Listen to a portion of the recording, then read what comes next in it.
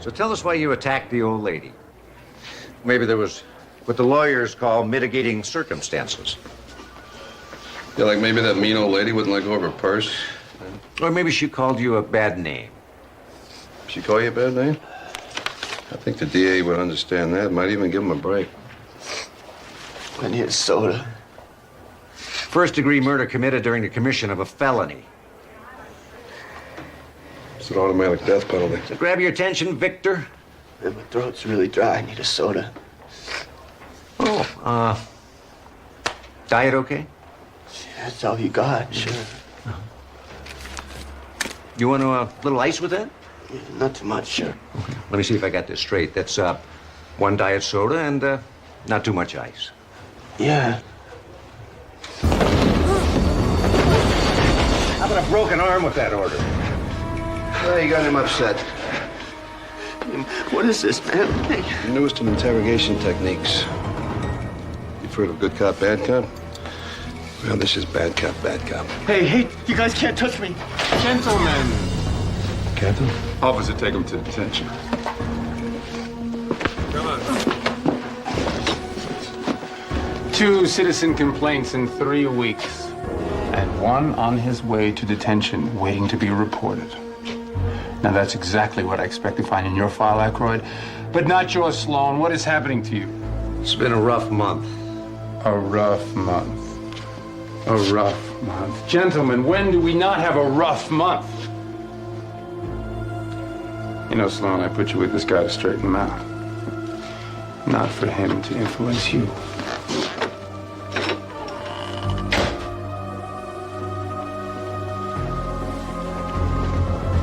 Last time he was on the street, the Kennedys ran D.C. He doesn't know what we're up against. He doesn't give a damn either.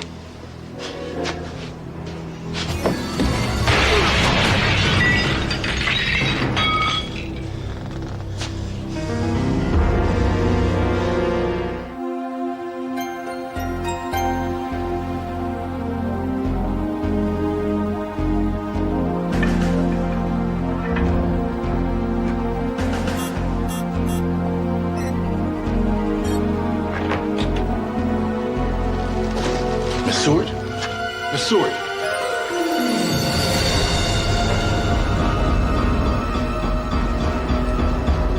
Is she dead? Yeah. Did you see anything? I just came on duty. You stay here and secure the area. I'll call the police. All right.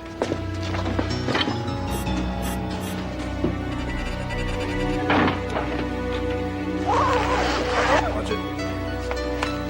Okay.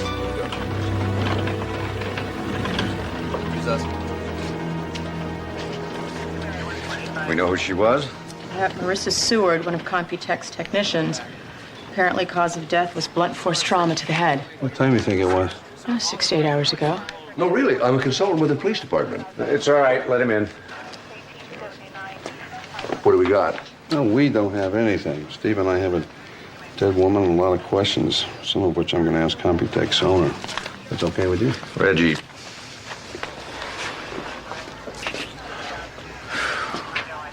How did Steve end up with a guy like that? Oh, Reggie, Steve's old training officer. He's been having a little problem lately, and the department asked Steve to try to get him back on track. Nice assignment. Mr. Carver, I tell you sure got a lot of high-tech stuff in this room. What exactly do you people do in here? This was a clean room, a sterile environment where we recover and repair damaged hard drives. Temperature, humidity, and dust are all tightly controlled. Even the smallest particle can destroy sensitive information. Was Marissa Seward doing anything particularly important? Good question. I would never thought to ask that. We had a rush job. DBC Insurance is under investigation for money laundering. So when the company deliberately crashed their hard drives, the Justice Department hired us to resurrect the information. Where are the DBC discs? Still on Marissa's workbench. Tell me about your security system. Well, for entry and exit, a right thumb must be placed on the scanner, which checks both print and pulse. What happens if one of your employees has a gun put to his head? Nothing. If the pulse of an authorized entity is outside a specified range, the mechanism will not engage. Does the security log show anybody entering or leaving the room besides Marissa during the night? Doc, we're trying to work here, please. I'm Sorry. sorry. Did anybody enter after Marissa, Seward? No. And the door wasn't opened again? No, not until Carl came in this morning. He's the guard that found the body? Yes, Carl Jackson. He was doing his final checks before going off duty. Warren Decker was the second man on the scene. He was Carl's relief officer. You know, this is a magnetic screwdriver. That's odd. Screwdriver's magnetized, Doc. We know that. Thank Well, you. you don't want to have a magnetic anything around a computer. Anything magnetic will wipe the hard drives clean. Did you find the magnet? Not yet. Doc, I really think we've got the situation handled here. Well, I'm just trying to help. I know. But when we need your help, we'll ask for it, okay? That's enough, Reggie. Just back off. I don't know. Unless you got any more questions for Carver, I think we're done here.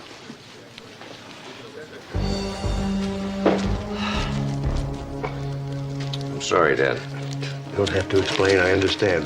The man's just not a morning person. Cause of death is cerebral hemorrhage. Apparently, the victim's head was slammed into a computer monitor, Nasty. to say the least. Her core body temperature indicates that she died almost immediately after entering the clean room. After locking the door behind her. Excuse me. I'm just a little confused. I thought we'd already established the fact that Sloan and I are running this case. Oh, and Amanda and I were discussing... Aren't you supposed to be treating patients, or do you have a cop doing that for you? What's the autopsy show? Cerebral hemorrhage occurring shortly after the victim entered the clean room, Detective. Anything else, Amanda? Yes, stomach contents for shrimp, pasta, tomatoes, things of that nature she apparently had for dinner. Here's an interesting thing here. Dead mosquito in those clothes. And it looks like it's full of blood, too. Don't you have some vaccines to give, Doc? You can drop the attitude, Reggie. We're all on the same team. Don't you know they can hear you out in the hallway? What's the occasion, Archer? You decide to spend your day off with the recently deceased? The last time the chief gave me a day off, I spent it having my appendix removed. I'm taking over this case. You got a problem? Take it up with your captain. Did you do this? But you don't make a couple calls and get me burned with Newman? Is that what you did? Look, I need this case. Now, you know that. My father wouldn't do that, Reggie. Yeah, I know. He's got a lot of love for me.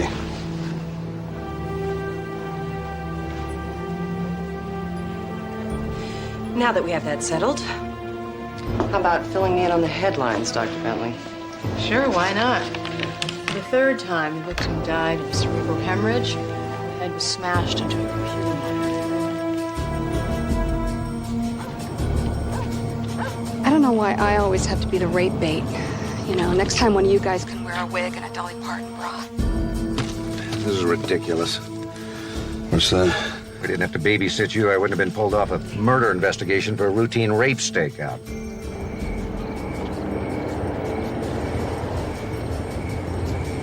I'm approaching a clump of trees near the ranger station. Don't see anything yet. And she never will. This guy isn't going to show. Just relax. None of that's really going to help. Motion boards are next week, and I'm babysitting a drunk.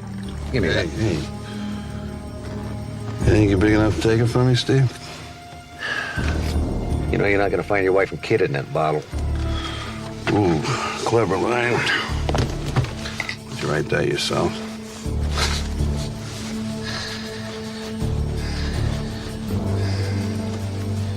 You have no idea what it's like to have your family walk out on you and disappear. You know you're not the first cop whose spouse dumped him, Reggie. It's been a year, Reggie. Get over it. Okay, I'm past the ranger station and nearing the bathrooms. My wife didn't abandon me. Jack Sykes took Marcia, my daughter. He's got him hidden out there somewhere. Yeah, getting his revenge. There's only one problem with that, Reggie. You've got no proof. Well, why would I make it up? Well, maybe because you can't face facts. Like your wife left you and took your daughter with her. What's wrong with me?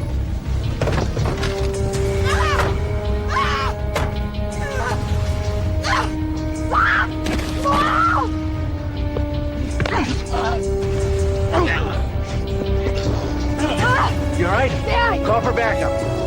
Officers need assistance. All units in now. Hold it!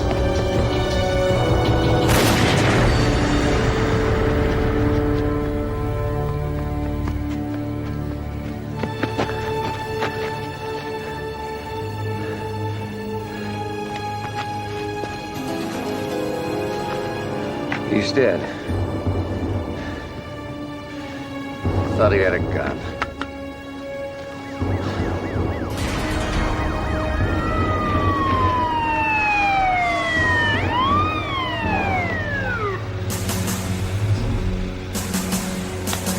What are you doing?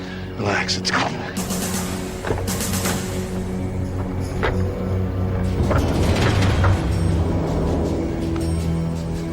This way!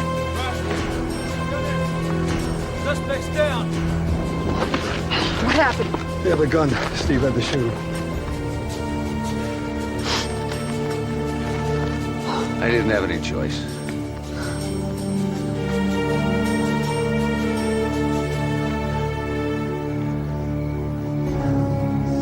Let me understand how this went down.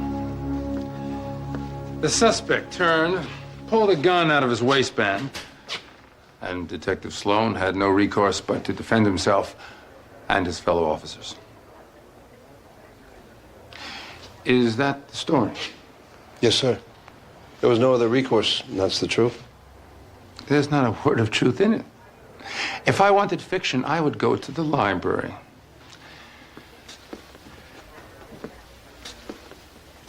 Sloan, we all know what really went down last night. If I bring in internal affairs, they're going to fire you, arrest you, and prosecute you in that order. I mean, I even sense some civil rights violations here. Maybe I shouldn't stop at the IA. Maybe I ought to call in the feds. Are there any other choices? Possibly. What does that mean? Either one of you ever heard of the Last Resort Clinic? Ward 2 of Community General. Well, it's a relatively new program. It's sort of the Betty Ford Center. Except it's strictly for cops with a substance abuse or an emotional problem. I don't have any substance abuse problems. No, but you got plenty of the other kind. That's it. 90 days locked down in the last resort. Or else I'll see you in the courtroom with a public defender. Your choice. Sloan, Aykroyd. We've been expecting you. And you are? Dr. David Sinclair. I'm in charge of this establishment. You want to sign in and empty your pockets? Want to open up your mouth?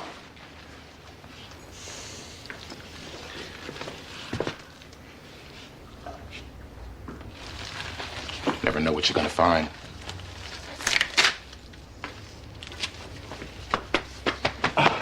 It's a nice place you got here.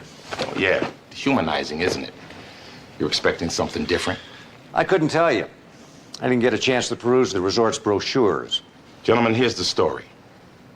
90 days lockdown.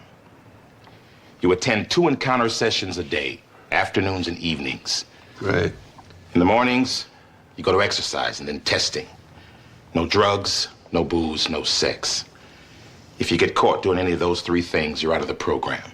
And they can face your consequences on the outside. Your bags will be returned after we go through them. Welcome to the last resort, gentlemen.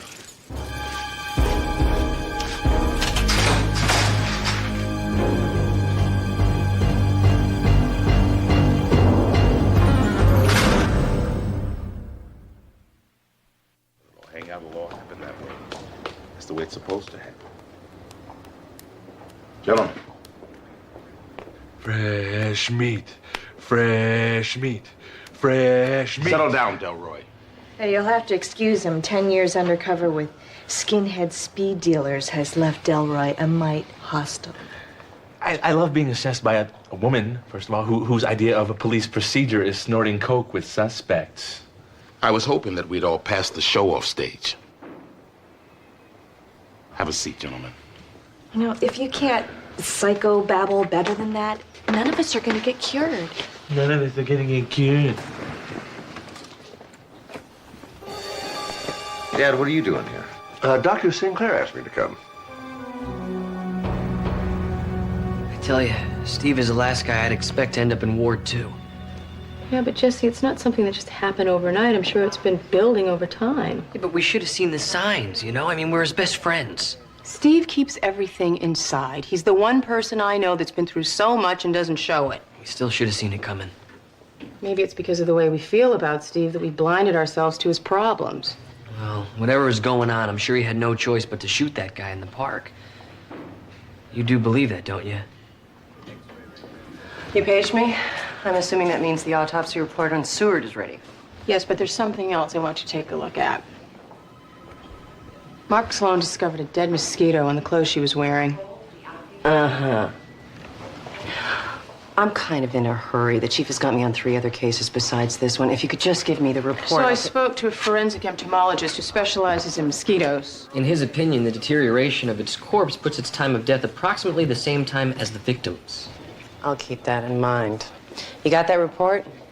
Detective Archer, that mosquito was filled with blood when it died. Yet there are no bite marks on the victims. Now, if the police lab could match the human blood in that mosquito... And I'd know Brad Carver killed Marissa Seward. But unless your dead bloodsucker can tell me how, I don't have time to listen.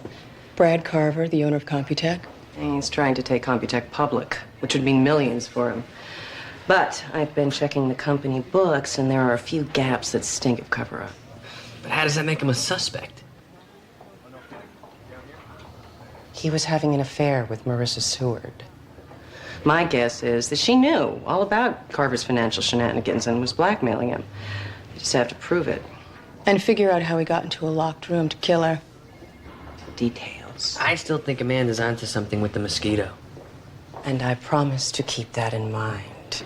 Now, how about coughing up that report? Blood from a mosquito? Doesn't anybody believe in evidence anymore? I do. About 6 years ago, Jack Sykes and his brother, they were hitting these stop and rob convenience stores. And one night I was staking one out when they hit. Both of them went down shooting. I wounded Jack and I killed his brother. What happened after Sykes was released from prison? He showed up at my daughter's school. Marcia, my wife, she went down one day to pick Abby up, and Sykes was standing there holding my daughter's hand. How did you feel? I wanted to rip his heart out. But there's nothing I could do. Why not? He hadn't really crossed legal lines. I wanted to take a bath to him, but if I did that, I would have gone to prison.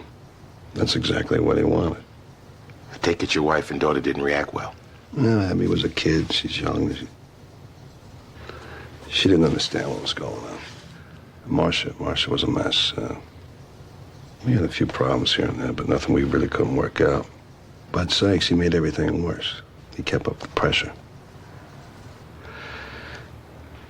And he told me that he was going to take Abby and Marcia away from me. And I didn't believe him. You see, I thought I could protect them. And one day they were gone. Couldn't they have left of their own accord? I mean, let's be honest. You weren't exactly the perfect husband. But I was a good cop. And I would have found them. Maybe she's better at running away than you thought. Can't stay angry forever. You just gotta let some things go, you know? My daughter was only 8. Would you just let your wife and daughter go? Is that what you would have done? I wouldn't have lost them in the first place. Sloan, you're in the barrel next. I should be out there looking for them right now.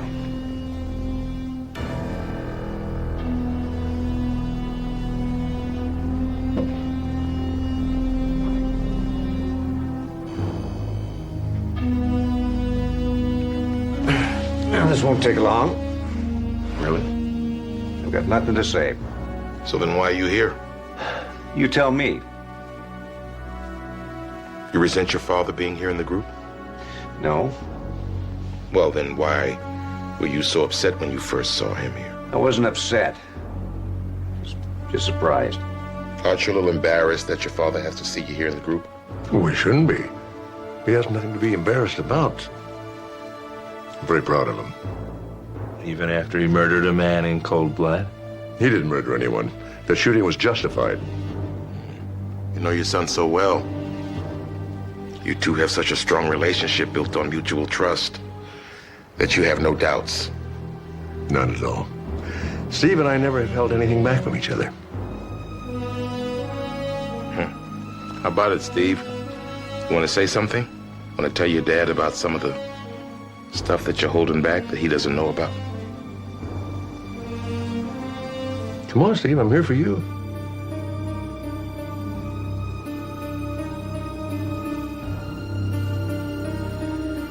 Yeah, well, sometimes that's just not enough.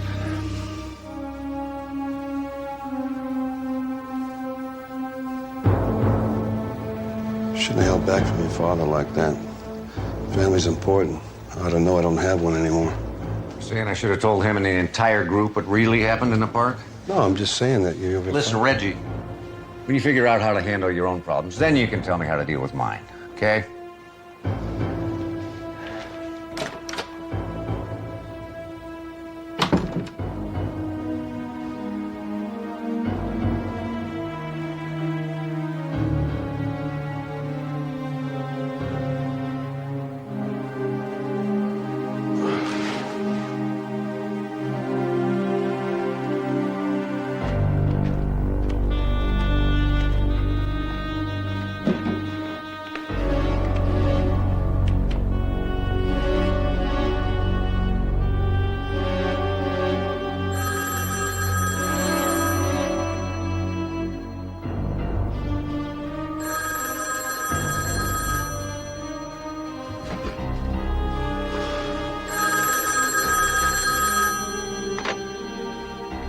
Yeah.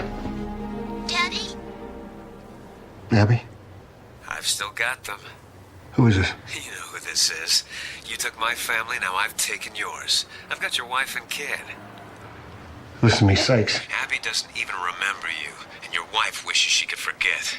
Marcia says I'm a lot better in bed than you ever were. Sykes? Sykes!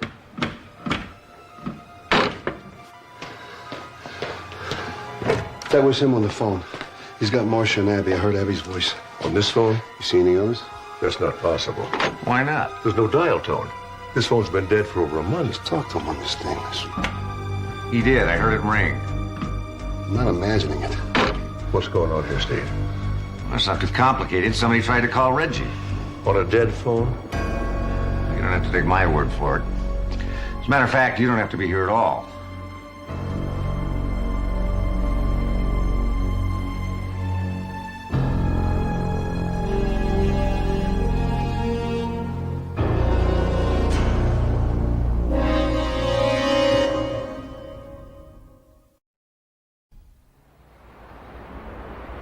What have you come up with now? A murdered butterfly? A squashed ant? We found a stain over here on the floor, and Amanda had it analyzed at the path lab. Okay, so dazzle me. Sugar-free grape jelly and organic peanut butter. Congratulations, you've just solved the mystery about what the victim had for lunch. You know, Detective, you really should take a look at my autopsy report. There was not a smidgen of peanut butter or jelly in the victim's stomach. Marissa Seward was a top technician. There's no way that she'd be eating in the clean room anyway. Plus, time of death shows that she was killed almost as soon as she entered the clean room. Okay, but what does it prove? Well, it proves that the killer is somebody Marissa Seward knew well enough to let into this room. Only the door closes automatically, and it was never reopened from the inside. If the killer followed Marissa in, he would have been trapped inside with her. I'm not saying he wasn't. All right, come outside, we'll show you.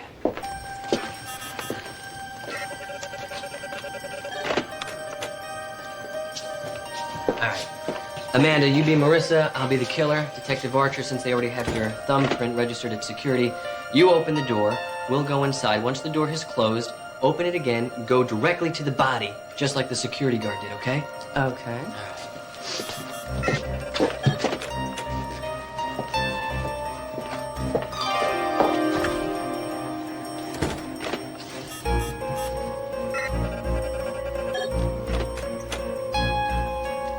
Dr. Bentley. Travis.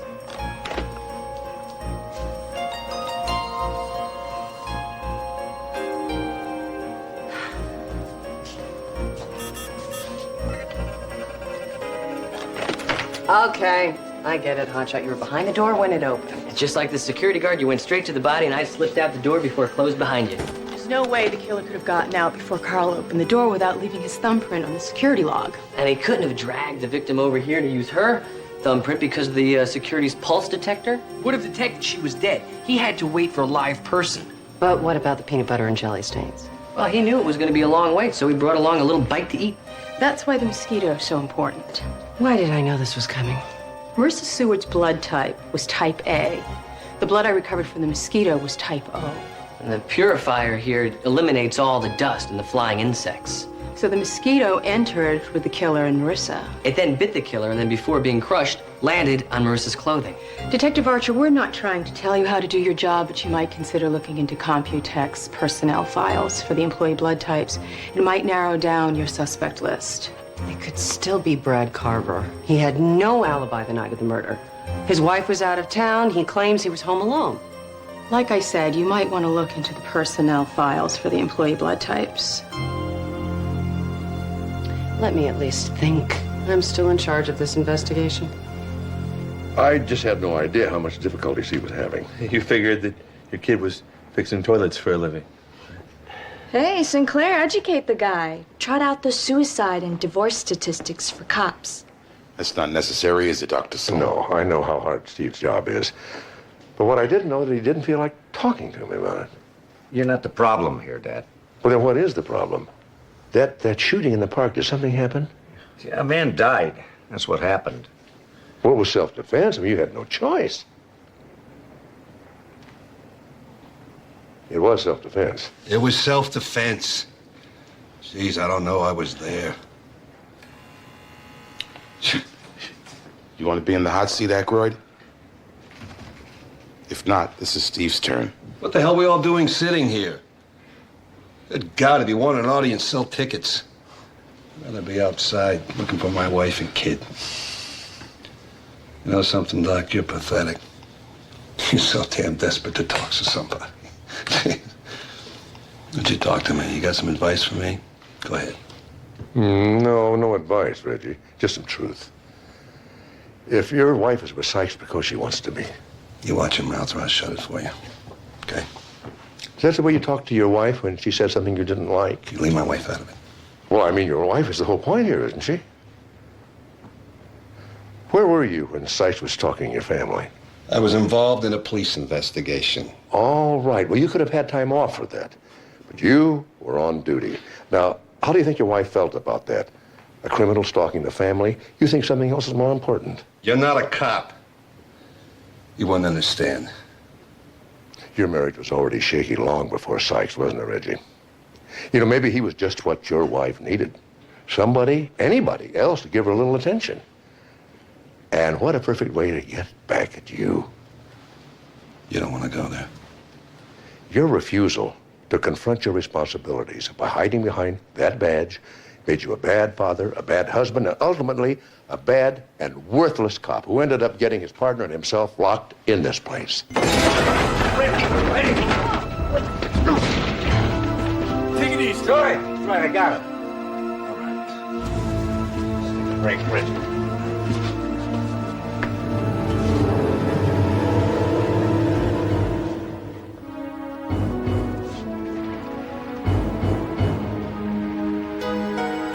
What the hell is the matter with you, Reggie?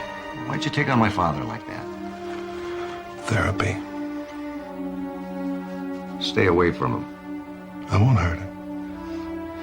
You're the one I'm worried about. You were so in love with your dad waiting to tell him what happened in the park that night. Maybe you're afraid he won't love you anymore.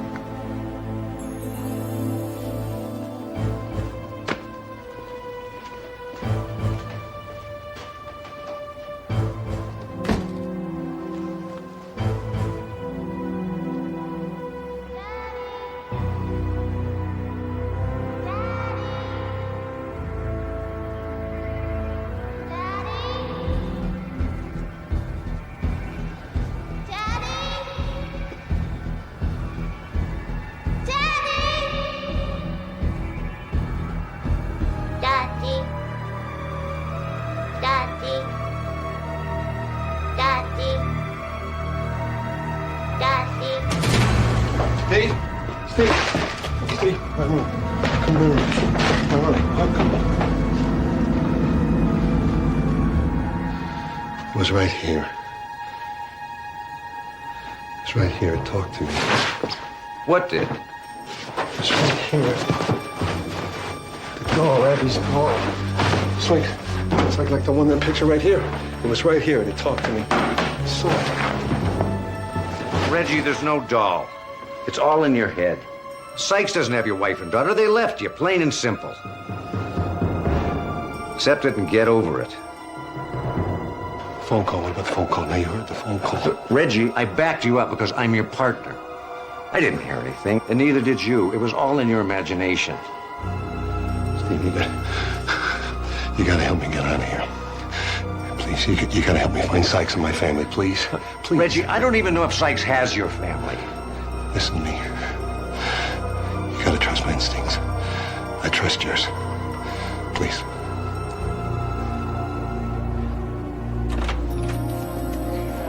What's wrong, Mark? The sessions haven't been going as well as I'd hoped. Well, maybe he needs a little more time. Steve, I mean. Which was that simple. No kidding. Ever since that night at the park, he's just shut everybody out. He sure has, and quite frankly, that scares me. Well, at least you don't have to worry about the Computech case anymore. We figured out who murdered Marissa Seward. Really? The blood you found in that mosquito has a different blood type than the victim's. And we also found a grape jelly stain on the floor of the clean room. Which helped us uncover how the killer got in and out of it. Uh-huh. Now, Tanis Archer's really stepped up to the plate. She searched through the Computech personnel files for employees' blood types. 5 of them had the same type that was found in the mosquito. One of them was Warren Decker. Decker? Who's Decker? He was the second guard to the scene. Archer checked him out and discovered that he has a brother who works for DBC Insurance. That's the company whose hard drives Marissa Seward was working to resurrect. Sounds like you've got it pretty well wrapped up. Well, not quite. We still need a way to prove that it was Decker. We thought maybe you'd have an idea or two. Jesse, I'm fresh out. What do you mean? I don't want anything to do with police work right now. You know, all I can think about Steve. But just giving him a little more attention. But I was busy playing detective out finding magnetized screwdrivers. I gotta get back to Ward 2. See you later. He did it again. Screwdrivers. A magnetized screwdriver.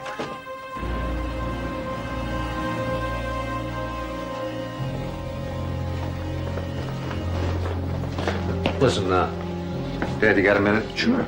Talk? Yeah.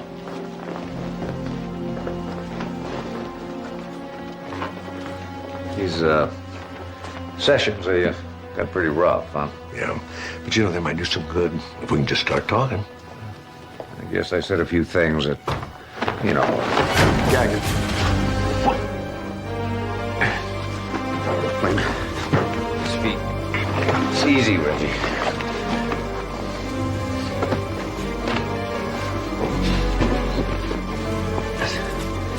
Sorry about this, Dad. Let's go. We gotta move. I'm really sorry.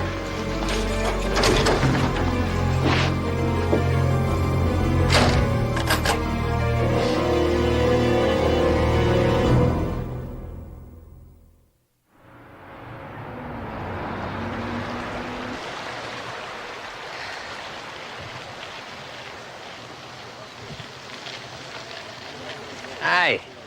How's it going? Fine. A perfect day, huh? You're lucky your company has a patio like this. Take your breaks out in the open air, maybe get a little tan. Do I know you? Yeah, I'm Dr. Jesse Travis. You remember? I'm consulting with the police on Marissa Seward's murder. I hope you find the guy that killed her, man. She was a good lady.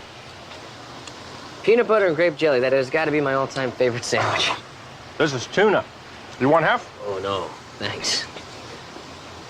Is that a mosquito bite? Oh, I hadn't noticed. You want half of that, maybe? I hate mosquitoes, but unfortunately, they love me. You know, if there's one within 100 miles from here, it finds me. And that bite just itches for days. They don't bother me. Did you know that police labs can actually recover blood from a mosquito? Yeah? Yeah. Like you're type O, right? If a mosquito bit you, the police lab would be able to get type O blood from its sac. How do you know I'm type O? Because I'm type O. I mean, you can always recognize somebody with the same blood type. It's a little trick they teach in medical school. Is that right? Well, that must have been pretty horrible finding Marissa Seward dead. Pretty ugly.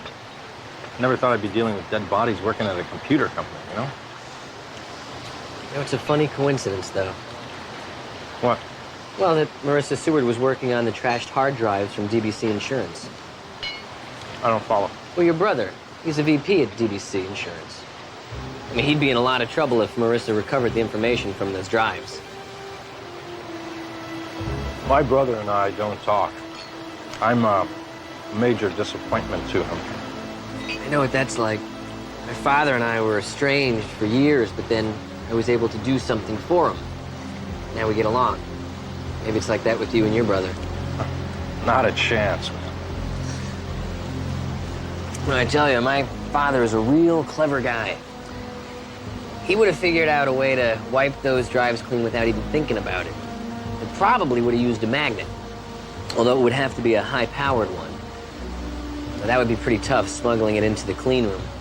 I mean, you couldn't just walk around with a big old magnet in a computer lab. People would have a fit. I guess so, yeah. Although I guess you could smuggle it in a lunch bucket.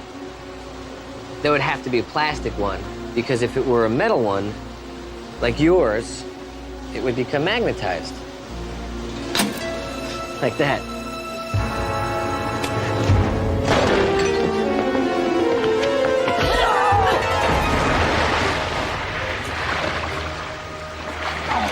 Guess what? You're still a disappointment to your brother. Let's go. I'm beginning to see why Steve likes working with you so much. This is where Sykes lived before he got arrested. After he got out of prison, he came back here and used it as a base. Reggie, the investigation into Marcia Abbey's disappearance must have started here. I kind of doubt you would have overlooked anything. Well, you know what they say about good police work, huh? You always start back at the beginning. Then where's Jack Sykes, partner? Because I don't see him. What's he hiding under here?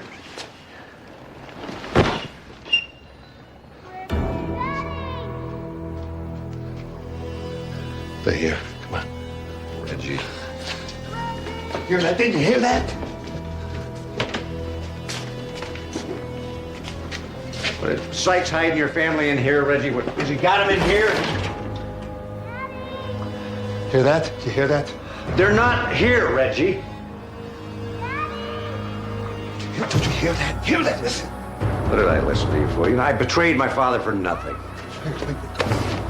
What are you, deaf? Can't you hear that? I don't hear anything, Reggie. Wait.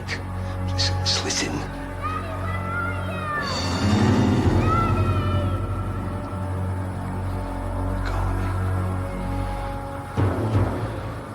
Call me from over there.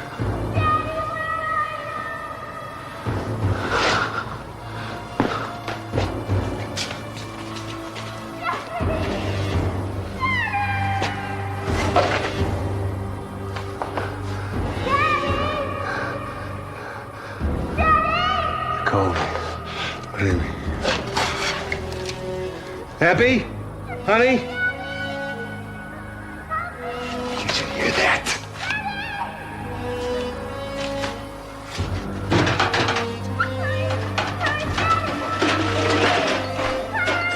Hang on, baby.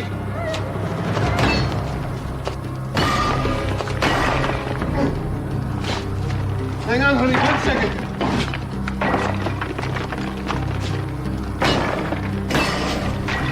I'm almost there, honey.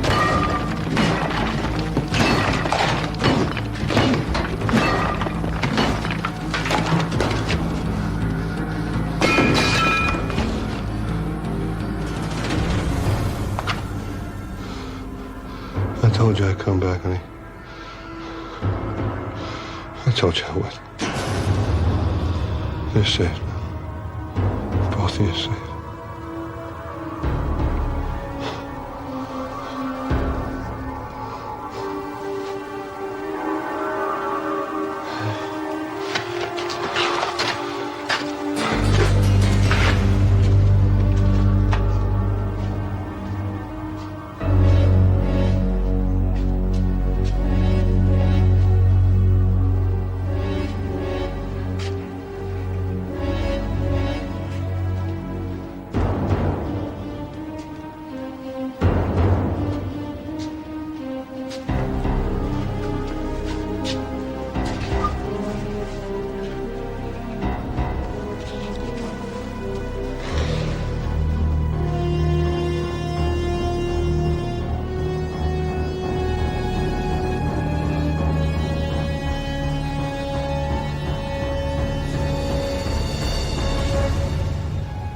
I did it, didn't I?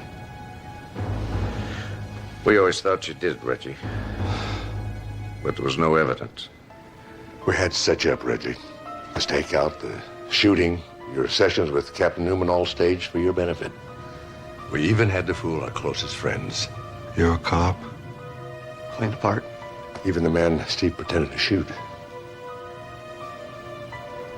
You made it hard for us, Reggie. Pretty sharp guy. Everything had to be realistic. Clinic's phony. Phone calls are all phony. Well, the clinic exists. But our section of Ward 2, that was just for us. The call we faked. We had to find a way to make you remember. Get your subconscious to let go. She realized you blocked it all out from grief and guilt.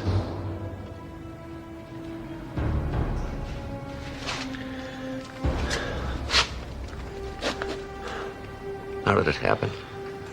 Got them in bed together, Steve.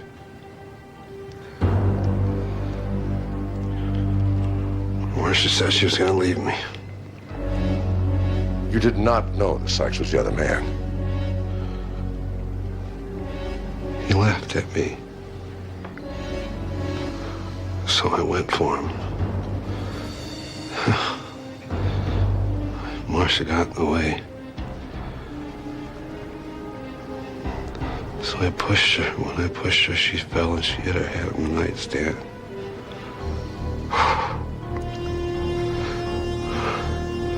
Sykes pulled out a gun. We fought for it. And Abby ran into the room. And the gun went off and he killed her. Killed my baby. Because I shot him, Stevie. And I shot him, and I shot him, and I shot him.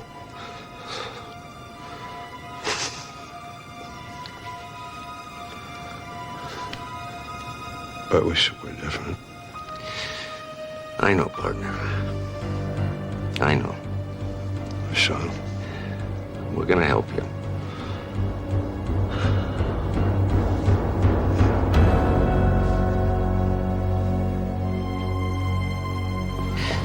But Paul, you just got back this morning.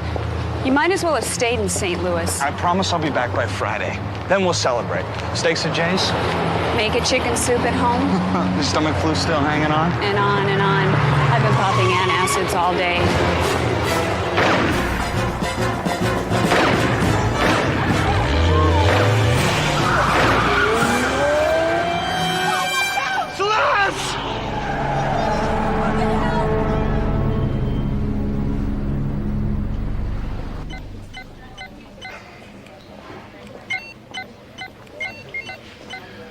Try again, Dr. Travis. And remember, your mouse is your friend. Yeah, some friend. Why can't I just type in a couple of words and go where I want? Well, we could if we were working on a text-based system, but this is a far superior graphics-based interface. Yeah? Superior in what way? That it makes people crazier, faster?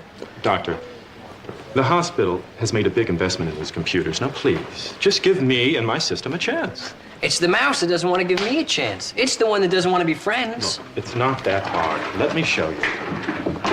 Just follow the icons like a clearly marked path from acquisitions to personnel to patient history. As I was saying. Perhaps I should reinstall. Watch your backs. What do you got? 32-year-old male with a single gunshot wound to the left upper extremity. Lots of shed blood at the scene. No radial pulse on that side. I've got pressure on the bleeder. Let's go trauma 1. Let's move. Rapid pulse 120. BP 80/40. Okay, on my count. 1, 2, 3. Okay, I want 10 milligrams. Morphine, type and cross, 2 units, whole blood in the chest tube. Right away. Alert X-ray and notify the OR. We got a stat case down to keep the pressure on that wound. You're in a hospital, Mr. Kirkpatrick. My wife, is she okay? Let's worry about getting you taken care of first, okay? She's dead, isn't she? I'm sorry, Mr. Kirkpatrick. I did this to her. It's my fault.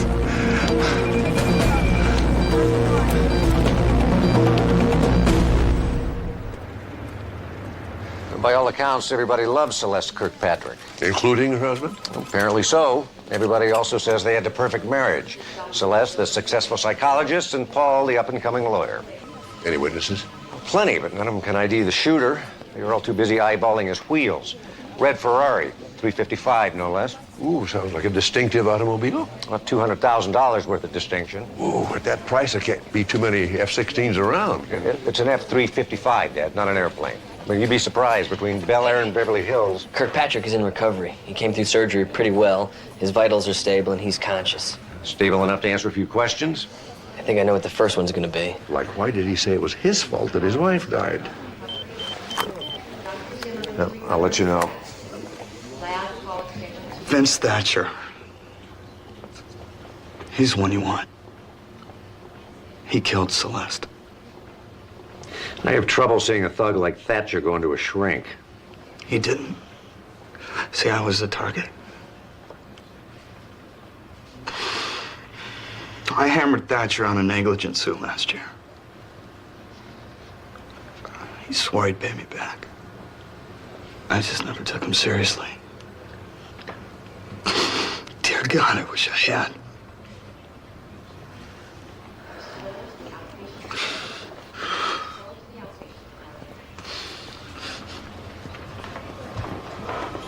So I take it this Thatcher guy is not exactly your average citizen. Oh, I'd rate him higher than average in his propensity for violence, especially when it comes to someone who's wronged him. Well, then he'd have no problem arranging a drive-by shooting. Well, Thatcher'd have no problem doing it himself. He also owns a company that imports high-end exotic cars.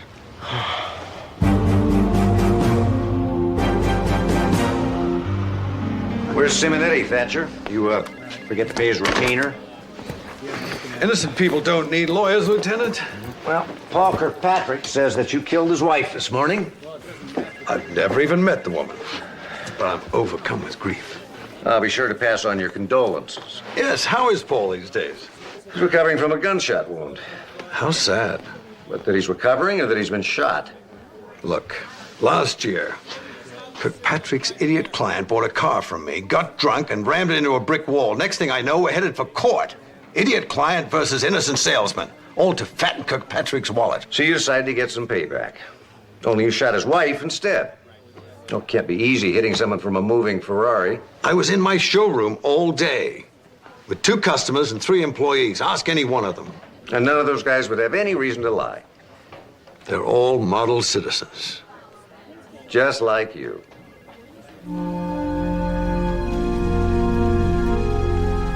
All right, let's run a Curly to determine his age and get cross sections on his left and right femur and humerus, okay? Thank you. Hey, so you got a prelim on Celeste Kirkpatrick? Yep, it's not gonna make you very happy. I was hoping for something that would make the killer unhappy. Which one? Which one what? Which killer? Apparently, someone tried to murder Celeste 2 days before she was shot. All right, now I'm totally confused. All right, there were anomalies in the stomach contents and the condition of the lower intestine, so I ordered a full tox panel. Traces of Actea rubra? Baneberry. It's a native plant. It contains a digitalis-like poison. And Celeste consumed it no more than 48 hours before she was shot. So someone baked her a baneberry pie? Now, that's if they wanted to do it the hard way. I think it was probably dried and ground up. Very concentrated. Small amount would suffice. Well, small enough to put in a medicine capsule? Only she wasn't on meds. I think that somebody slipped it into something that she was drinking. Juice, coffee, tea, something. But not enough to kill her. Oh, no, it was a lethal amount. Except that Celeste also digested a demulcent. Possibly a large amount of dairy products. And the dairy neutralized the baneberry. Exactly. She was probably pretty sick and passed it off as the stomach flu or food poisoning. I told you there wasn't much here to make you feel happy. Why? Just because we may be looking for 2 killers with the same target? Or one. He tried to poison her, and when that didn't work, he shot her. Or whoever shot Celeste was actually aiming at Paul, and the poisoner is someone else entirely. Ugh. Thank you. Amanda tell you why Celeste did not succumb to that poison? Yeah, apparently because she ate dairy products of some kind. She had to have eaten that before she got the baneberry. You sure? Well, I'm pretty sure. I kind of suspect if she'd taken Bainbury on an empty stomach, she'd be too ill to eat anything, dairy or otherwise. So if we can pinpoint when she took the dairy products... We know approximately when that poisoning took place. This is a copy of Celeste's recent appointments. Including last Wednesday? When she threw a going-away party for one of her employees. An ice cream party.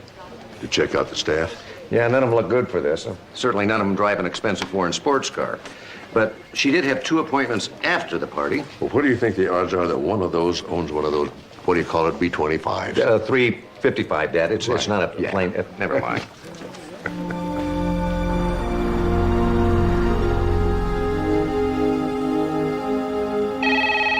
Owens Investments, please hold. Miss Cook, can you verify that your employer leases... Owens Investments, please hold. Yes. Does your employer lease a Ferrari? An F355, red, gorgeous car. Owens Investments, please hold.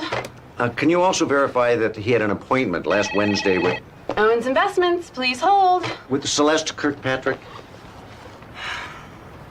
Century City, 3 p.m. No sale. He hardly ever makes cold calls like that. Thank you so much for your help, but maybe it's time I talk to your boss directly. Mr. Owen, this is Detective Sloan.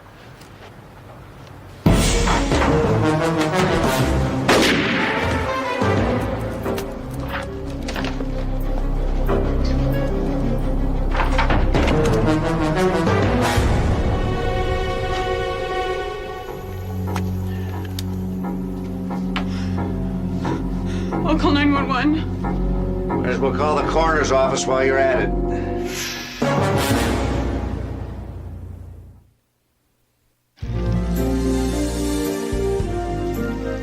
You know, I've been driving by this place for years. I've never been inside. Not like you have. Don't you remember you had to chase your ball over that wall? And Mr. Landau Doberman gave me a very quick tour. Well, it should be more leisurely this time. That is, providing old Cuddles isn't still around. The Doberman. You a little preoccupied? Yeah, I'm sorry. It's this Kirkpatrick case.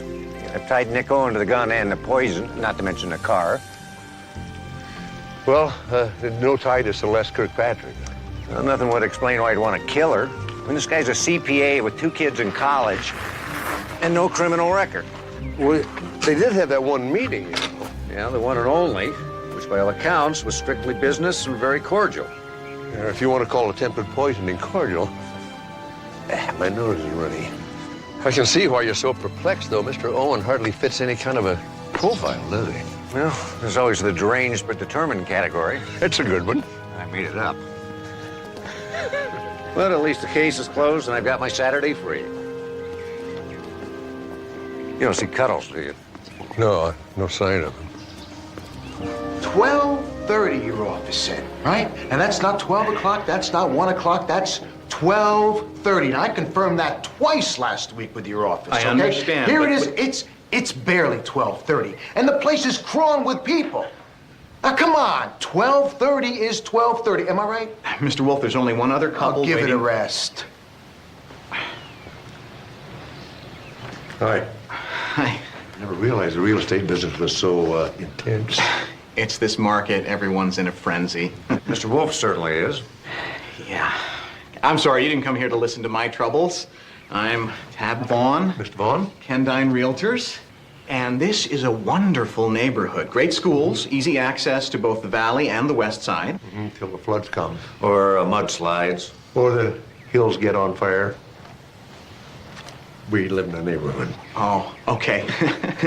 You know, I was thinking maybe we could take a quick tour. My son used to play chase here. Not recently. Well then, follow me. You are going to love the changes they've made to the place. Oh, Mr. Vaughn, you might as well sign your visitor's book over here. Yeah, thanks. And call me Tab, please. Tab.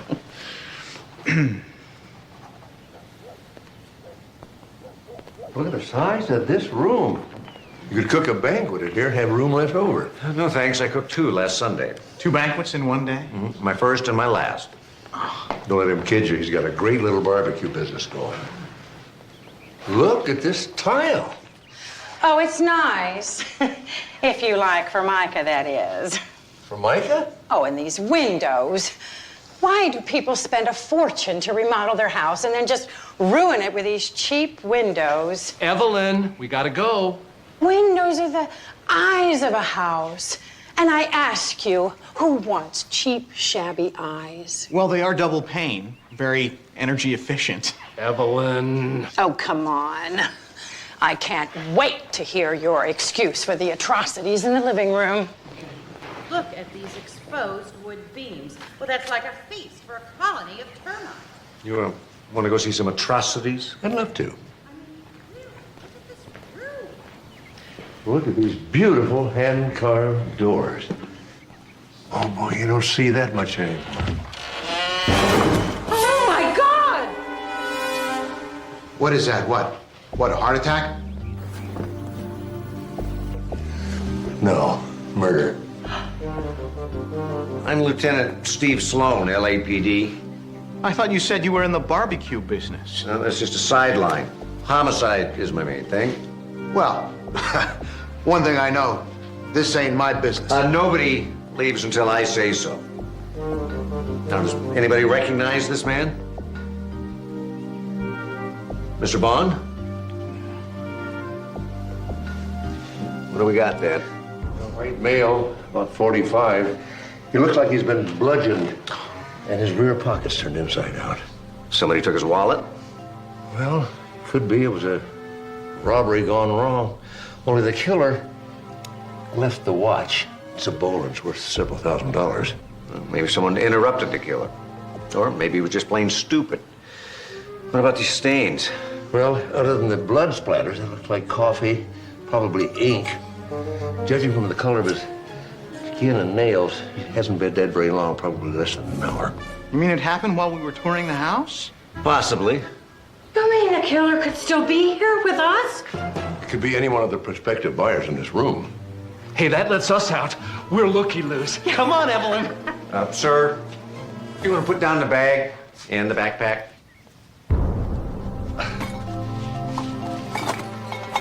Thank you. They're stealing the house piece by piece. See? See where your motor mouth gets us? Steve, there's blood on there.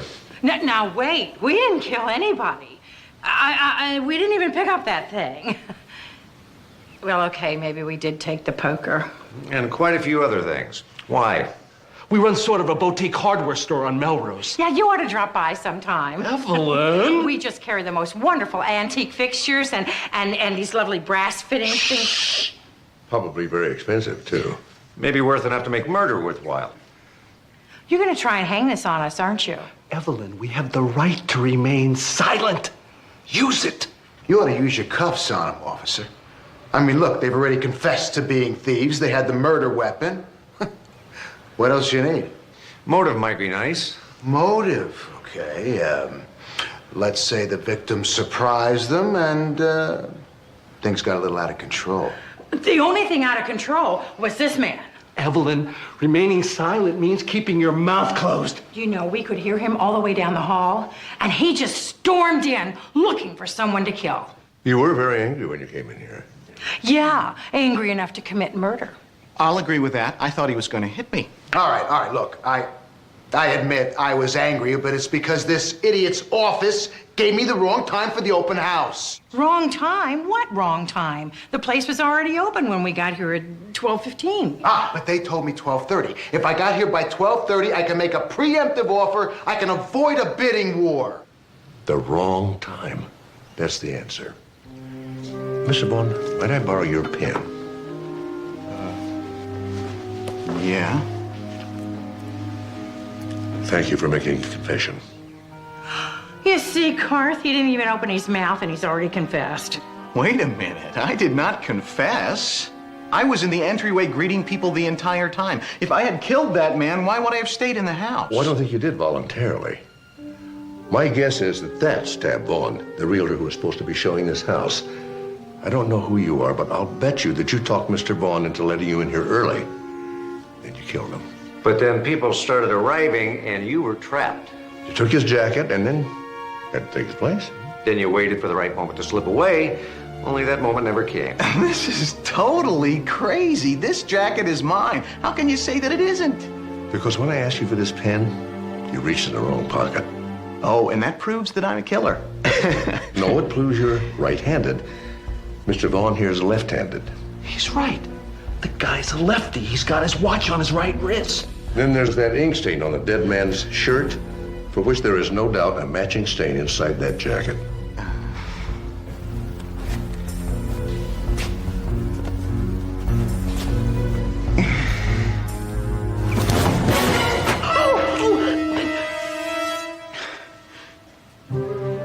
Tab, or whoever you are, I'll see your poker and raise you 144 special.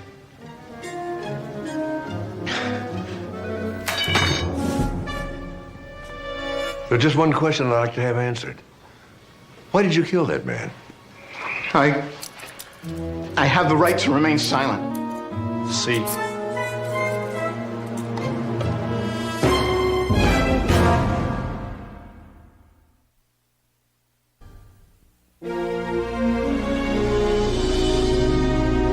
Double entry bookkeeping?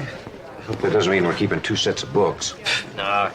It means all the accounts have to balance. You take money out of the checking and put it into ribs. $900 worth. Ah, we go through ribs pretty fast around here. Not as fast as we go through ketchup. $4,000 for ketchup? That's $40. Steve, see that? That's a decimal point right there. Well, who can tell? Do you have to write everything like it's a prescription? Why do I take it you're not exactly in the mood to be doing this? Hey, I'm in a great mood. Any week you solve 2 murders has got to be a real winner, right? You tell me. No, I just prefer when the killer at least knows the victim. If Nick Owen never even met Celeste Kirkpatrick before the day he tried to poison her. Well, he said he wanted to sell her some stock. Maybe he got mad that she turned him down. Well, so a guy with no history of violence or mental illness decides to do a drive-by from a $200,000 car? At least the guy showed a little style.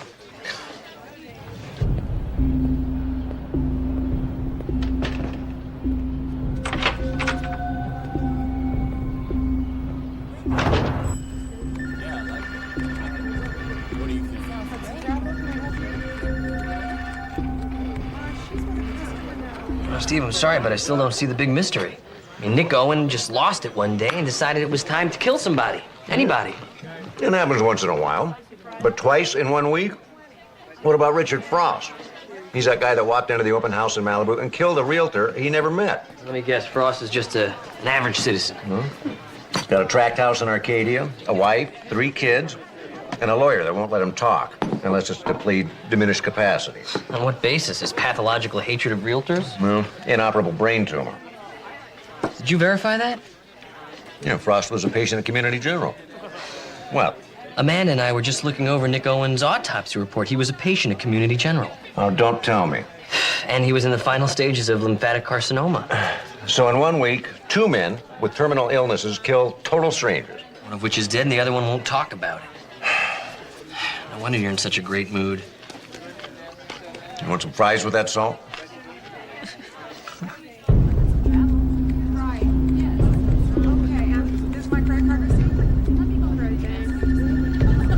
Mr. Hudson, please. There's his desk over there. Just have a seat. He'll be right back. Thank you.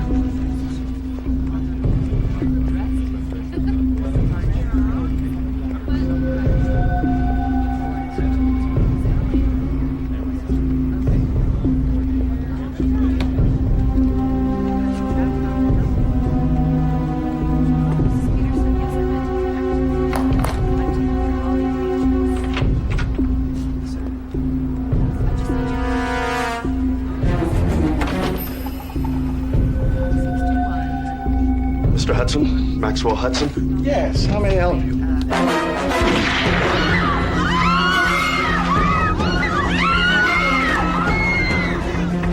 Everybody down!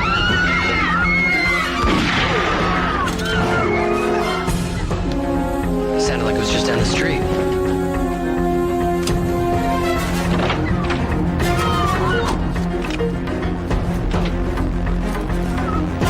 He shot the cop! He shot the cop!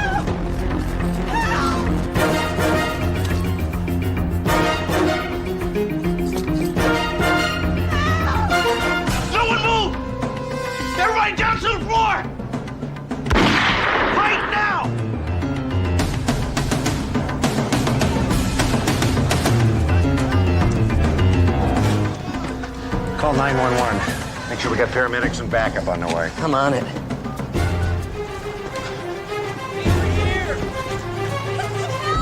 Lieutenant Steve Sloan, Central Division. What's the situation? My partner just went in to get some plane tickets. He must have walked in on a robbery or something. How many perps? How many weapons? There's one weapon. It sounded like a semi-automatic. I read one perp so far. One of the people that got out of there said that 2 people are down, including my partner. Get away! Drop the gun, now! Get away right now! I'll shoot her!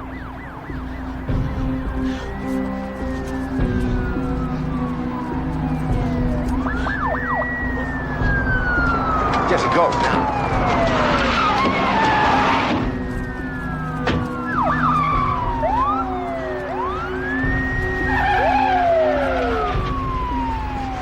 He's all bottled up inside. There's no place for him to go. Yeah, the trouble is he probably knows that. Call dispatch, have him send a mobile command post. Will do. Yeah. Keep the heavy firepower out of sight. Keep it low profile, maybe this guy won't panic.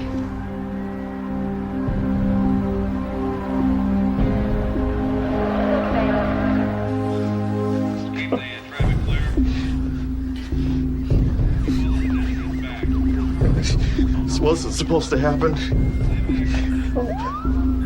This wasn't supposed to happen. Gotta make a plan. Gotta do something. Gotta plan something.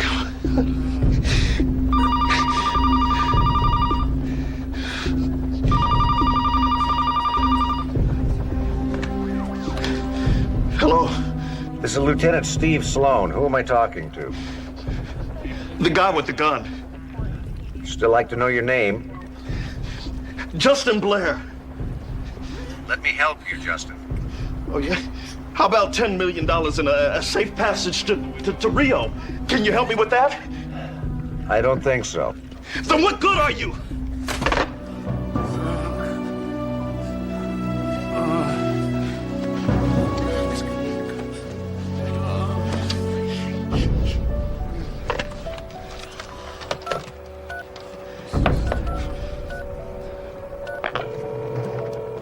Justin?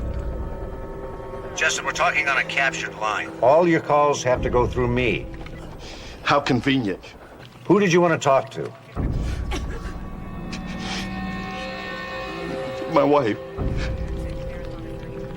You want me to call her? Have her come down here? I don't know. Tell me what happened in there, Justin. What went wrong? Everything. Everything went wrong. I didn't want to shoot the cop, but he came through the door and everything it just fell apart. Oh, man. I wish I knew what to do.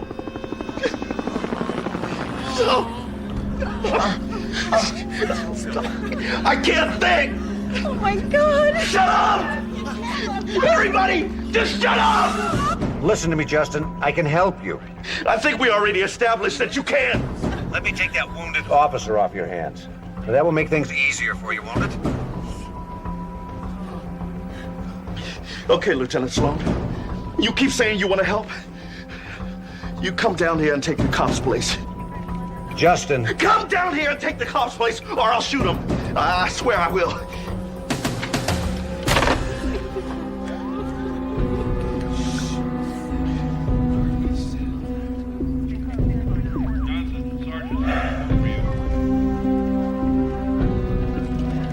Get me a Kevlar.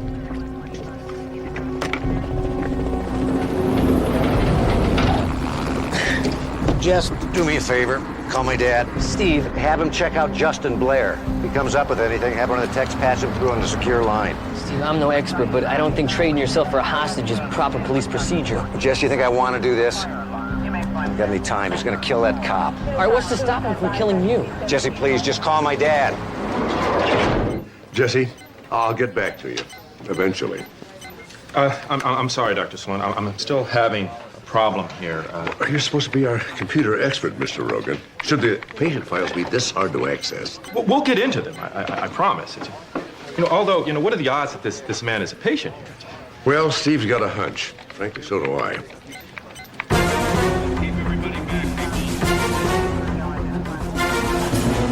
Okay, we've got 4 snipers in place. All they need is a clear shot. Just maneuver him to the front door or a window. Won't come to that. What, are you going to try and save this guy? And the hostages, and your partner. A real hero. Steve? I'm here, Dad. Just like you thought, your Mr. Blair is under treatment here at Community General. Chemotherapy for lung cancer. He's terminal? Steve, this man has nothing to lose. Maybe I can convince him otherwise.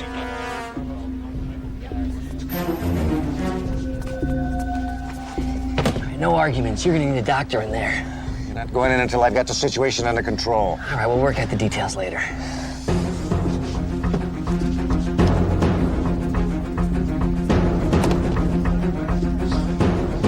All right, when I say so, not a second before.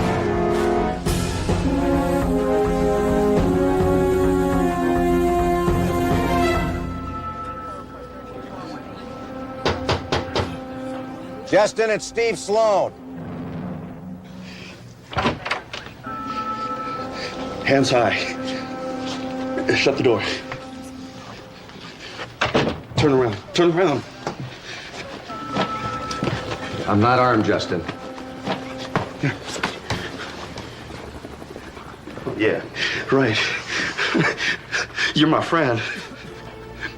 You wouldn't let anything hurt your new pal. Yeah, I won't kid you about the pal part, Justin. But I am here to help you. So, I can trust you? You're on my side? Somebody has to be, considering what you're going through. I know how sick you are, Justin. I went past sick a long time ago. I'm a walking dead man. Is it gonna help if all these people die too? I don't care about these people. Dad, I don't give a damn about you.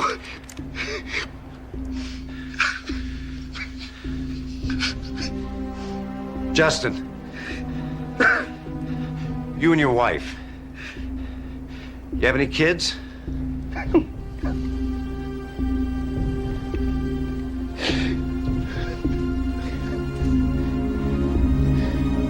Justin, there are 4 snipers out there. I'm supposed to get you over by the window so they can take you out. So 8 TV crews ready to go live when it happens. Is that how you want to say goodbye to your family? You really want your children to see that?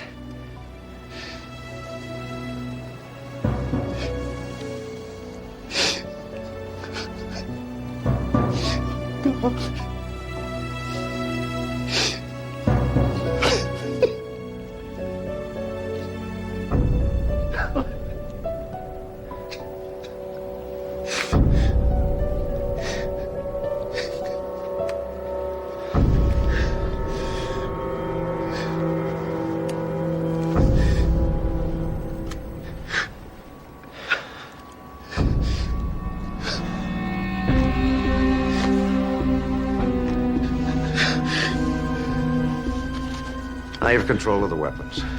Send in Dr. Travis. Thank God.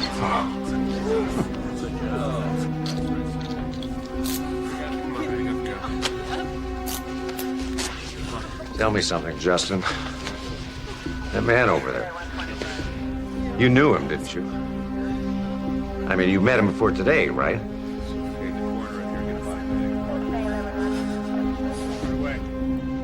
Read him his rights and get him out of here.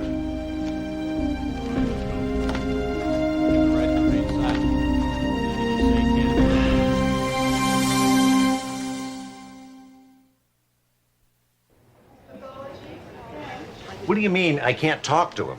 The man's involved in a criminal conspiracy. He's also in a dissociative state. And what does that mean exactly? Well, it means that your Mr. Blair has imploded, psychologically speaking. Which means he's probably not speaking at all, right? He suffered a complete mental breakdown. There's no telling when or if it'll ever pass. Terrific. 3 law-abiding citizens suddenly start committing murders. One takes himself out, another's lawyer won't let him talk, and now this. Well, Steve, at least you caught them. Yeah, but I still don't know why they did what they did. I mean, they were all terminally ill, but none of them are destitute. Yeah, fortunately, they all had insurance benefits.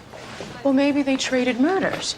I mean, all 3 were patients here at Community General. Yeah, and each one of them could have been killing someone for one of the others. Yeah, but there's no connection between any of the victims and the killers. All right, what about a cult angle? I mean, what if there's like some bogus messiah who is commanding them to kill? Jesse, sometimes you scare me. Wait a minute, that's not such a bad idea. Well, that's what scares me. Cults and terrorists have an agenda. There's a reason for doing what they're doing. There doesn't seem to be any reason here. Well, then there has to be another connection. There is. Nick Owen, Richard Frost, and Justin Blair all had the same admissions nurse. Sure, I admitted all 3 of these guys. Then you don't deny knowing them. I wouldn't deny knowing any of our terminal patients. That's my job. I admit almost all of them. Dallas has special training dealing with terminal patients. Yeah, these people, a lot of the time, they can barely cope. They need somebody to guide them. Right, Doctor? Donna, I really apologize for all these questions, but there's been 3 murders already. And there's a chance other people could die if we don't solve them. Well, you're right about one thing. I'm the only one who's had contact with all of them. Donna, this code by their names, I don't recognize that. You know what that means? I'm not sure. Let me try to find out.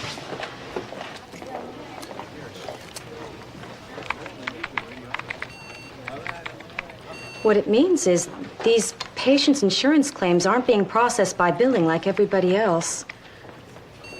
They've all been routed to the same person in administration. Which person? The genius that put together this whole system. That new computer guy. Absolutely. No, I agree. Medical confidentiality, it's crucial. Now, that's why I was so careful to make our new software secure. Ernest, I'm glad to hear you say that. Because someone with unlimited access to those patient files could wind up with a lot of control. I don't quite follow you. Well, think about it. Terminal patients, for instance, you know, they're usually desperate. Insurance benefits running out, life savings spent. Think how easy it would be for someone to coerce them. You, for instance. Only questions now are, why'd you do it, and for whom? Well, what other why is there, Lieutenant? Money. And as far as the whom, very grammatical, Lieutenant, not until I get a deal from the DA. Let me guess. No first-degree murder, no death penalty. And no maximum security, no Pelican Bay. You make me happy, I'll give you what you want. The names of the people who actually paid for those murders. Well, they are the ones that bear the ultimate responsibility, right? You really think we can't put that together ourselves in a few days? What if I told you don't have a few days? There's another murder in the works. In about 2 hours. And you're just willing to sit here and let it happen? Well, it won't be on my conscience. I don't have one. How about you, Doctor?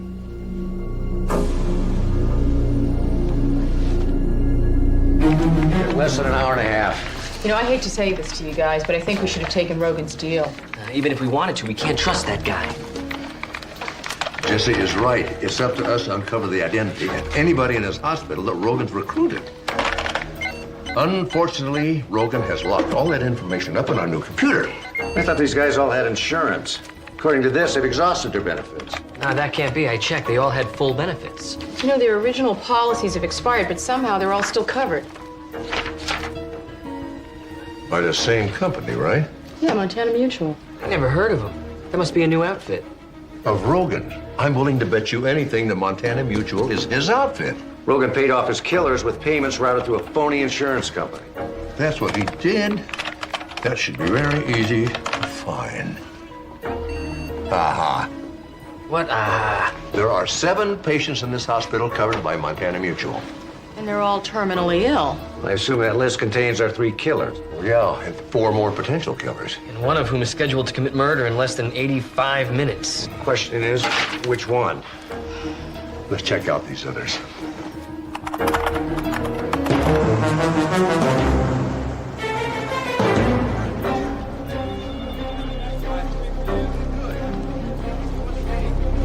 Well, very good, Lieutenant. I see you found one of my clients. More than one, actually. Really? Ah. And with a half hour to spare. Too bad he's not the right one. How many are left, I wonder? We'll get him. Of course you will. All this manpower that you have, how could you fail? Oops. I'm forgetting you only have a half hour unless you cut a deal with me. I'd die first. It won't be you, Lieutenant. It'll be some poor, innocent woman. If you're so concerned, why don't you give me your name? I'm sorry. I don't remember. Maybe it's the stress of facing that lethal injection. But I can tell you a little bit about the victim. She's a hard worker. She's a devoted mother. She's a regular churchgoer. I think you'd like her. Well, maybe you could introduce us. What a pity that her husband finds her so dull in the bedroom. I honestly think that that's the only reason he found a new woman. One that he would kill to be with. Only he's not the one that's going to be doing the killing. Yes. But I think it will weigh heavily on his conscience. You know, alimony, it's a terrible burden, but guilt, that's far worse, don't you think? Well, I'm not the one that's got something to feel guilty about. Don't you? When they peel that poor woman off the wheels of that bus, won't you feel just a little tinge knowing you could have saved her life, huh? Well, we'll get your killer. It's a big city, Lieutenant. I mean, even if I told you my client was going to commit his murder somewhere on Ventura Boulevard, how long do you think it would take you to find him? Is that where it's going to happen? Ventura Boulevard? I don't know, Sunset, or Santa Monica, or Western, or maybe not even a bus. I mean, the stress is just killing my memory. Deal, Lieutenant. You have 25 minutes. And I'm not going to waste any more of it on you. Get him out of here. Wait a minute. This is not a smart thing to do, Lieutenant. I am your only hope. Let's go.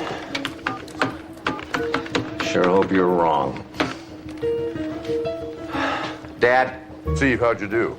So far, we've picked up 2 of them. Well, I can rule out another one for you. Mr. Haywood's in ICU in a coma. Well, that still leaves one possible killer. Troy Griffin. His whereabouts, unfortunately, are still unknown. I do have a unit watching his apartment, at least. Well, let's hope he gets there inside the next half hour. Mark, I think we got it. I mean him, Troy Griffin.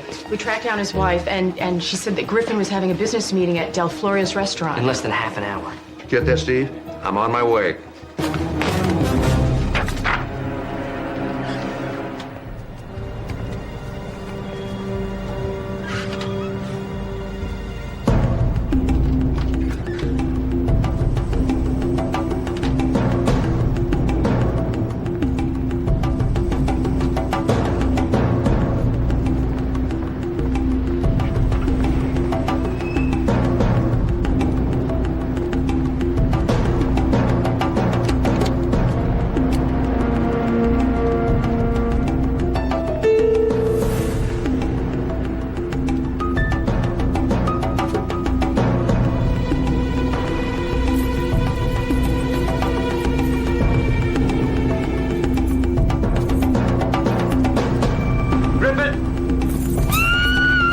Drop the knife.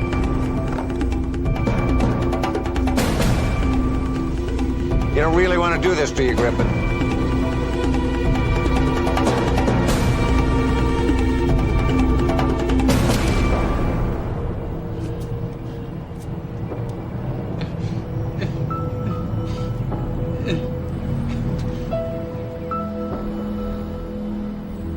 Well, thank you, sir. I appreciate that. Right. Captain Newman says hello. Oh, hope he's in a good mood. Well, he should be. Paul Kirkpatrick just pleaded out. Did he admit to hiring Rogan to arrange his wife's murder? For her life insurance. Turns out poor Paul had some heavy financial problems. He must really be disappointed. He gets shot by his own hitman and ends up in prison. Along with the guy who paid for Tab Vaughn's death. What was his story? He and Vaughn were partners in a bent real estate scheme. When things started falling apart, Vaughn decided to turn state's evidence. So his partner decided he had to go. Along with Maxwell Hudson's partner. Hudson? Yeah, he's the guy that was killed in the travel agency, which turns out to be the front for a big smuggling operation. So his partner wanted the whole operation for himself.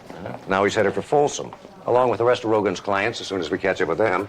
You know, this could be a little more involved than we think. It turns out that Rogan has been going from hospital to hospital for years, brokering murders. Without ever getting caught. Well, he's been very careful. One here, a couple there, never enough to attract any attention. Yeah, it's pretty clever, too. Using terminally ill patients that are likely to die before the police can ever track them down. And the sad thing is, he practically pushed them into it with this offer of free medical benefits. And the cash death benefit for the families. You can almost understand why they did it. Ha! Got it. Are you still having trouble with that mouse? Oh, no, not anymore. Not since Mr. Rogan left. Nope, the mouse is my friend. I can zip along from patient history to maintenance to personnel. Uh-oh. Guys, what's going on? It's all right, Amanda. You can get the lights back on, can't you? Yes, I can get the lights back on.